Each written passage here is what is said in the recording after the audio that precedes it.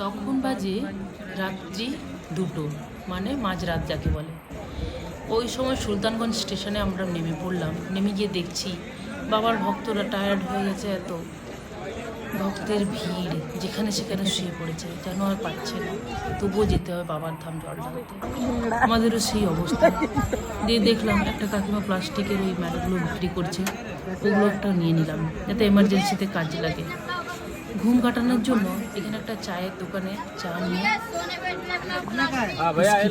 খেয়ে তারপরে ব্যাগের দোকানে পৌঁছে গেলাম। ব্যাগ বলতে এই যে জল নেওয়া হয়, যেটা সুলতানগঞ্জ থেকে গঙ্গা জল তো নিতে হবে বাবার মাথায় ঢালার জন্য। দেখা যাক কি দিচ্ছে, কেমন কি দাম।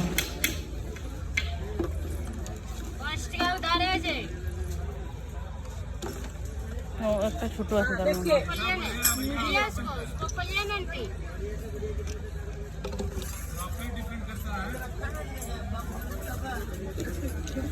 হ্যাঁ, তারপরেও ডাবাগুলো খুলে চেক করছে জল ঢেলে, কোথাও কি ফুটো আছে নাকি, নাহলে গোটা রাস্তা জল পড়ে যাবে বাবার ধাম পৌঁছাতে পারবো, কারণ অনেকটাই দূর।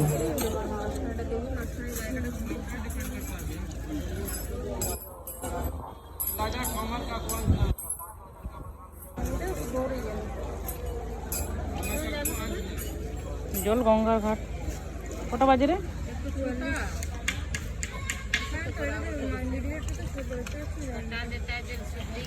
এখানে বসেছে শ্রাবণী মেলা।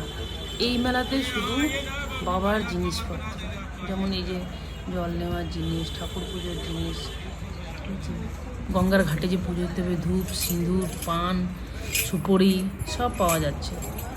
আর দোকানদারেরও সারা রাত্রি ধরে জেগে আছে। এই সময় তো ওদের বিক্রি করার সুযোগ।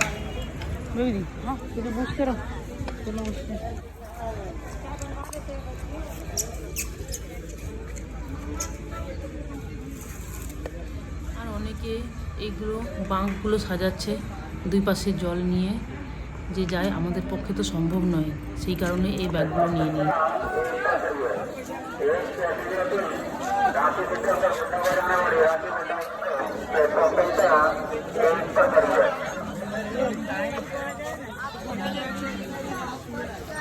একের পর এক ট্রেন ঢুকছে, ওর স্টেশনে বাবার ভক্তদের ভিড় লেগে আছে।